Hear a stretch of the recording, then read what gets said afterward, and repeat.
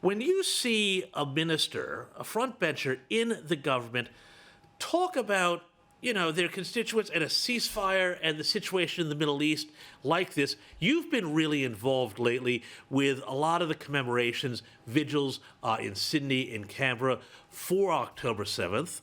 How does that make you feel, and what is your response? What would you like to tell Jason Clare about this? Well, firstly, it shows that the Labor government is completely divided on the issue of Israel and Palestine. They are taking a very unprincipled approach, probably because they have no principles. And it's frankly extremely frustrating and insulting and misses the whole point of this conflict, which you laid out before. If you want peace, the way you achieve that is by removing the jihadist terror regime that is controlling Gaza.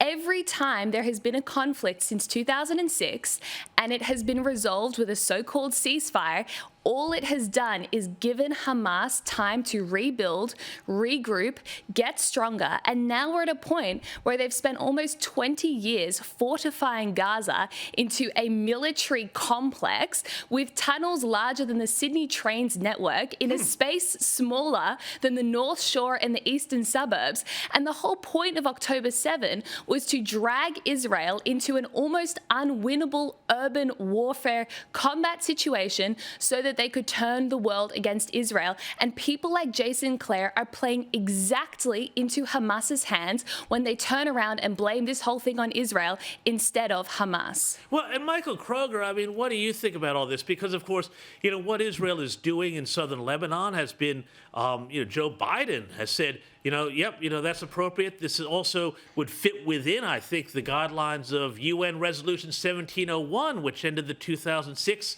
Lebanon war and said, there should be no Hezbollah in southern Lebanon. But, of course, the UN couldn't manage this.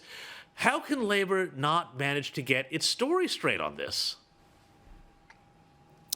Look, it's a terrible mess by the Labor Party, who are just confused and not prepared to stand up for what's morally right. But on what Jason Clare said, there's a few things to remember. So 500 years ago, a German philosopher was one of the first people to enunciate the principle that self-defence in international law meant you were able to cross a border to attack the person attacking you.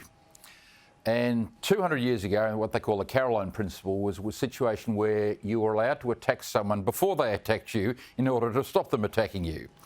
Fast forward then a few years ago at the UN, when it also became a principle of law that you are able to go into a country to attack non-state actors, such as terrorist organisations. And so fast forward to Jason Clare's comments.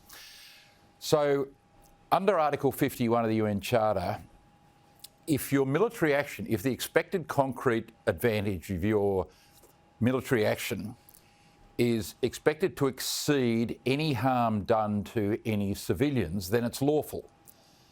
So what is profoundly dishonest and ignorant by Jason Clare, and we know why he's saying it, this guy is only trying for base, it's a race to the bottom where all he's trying to do is win Muslim votes in his own seat to hold his seat. He says, Israel are bombing schools and hospitals. No, Jason. They are bombing Hamas terrorists who on October 7 beheaded innocent people, murdered and raped people. They are bombing Hamas militants who are using innocent Palestinians as shields against international law, Jason, in schools and hospitals. That's what's actually happening, Minister. So stop trying to pander to the lowest common denominator by letting people think, Palestinians and Muslims in your electorate think, is that what's happening? Are the Jews just bombing children and sick people? No, Jason, that's not what they're doing.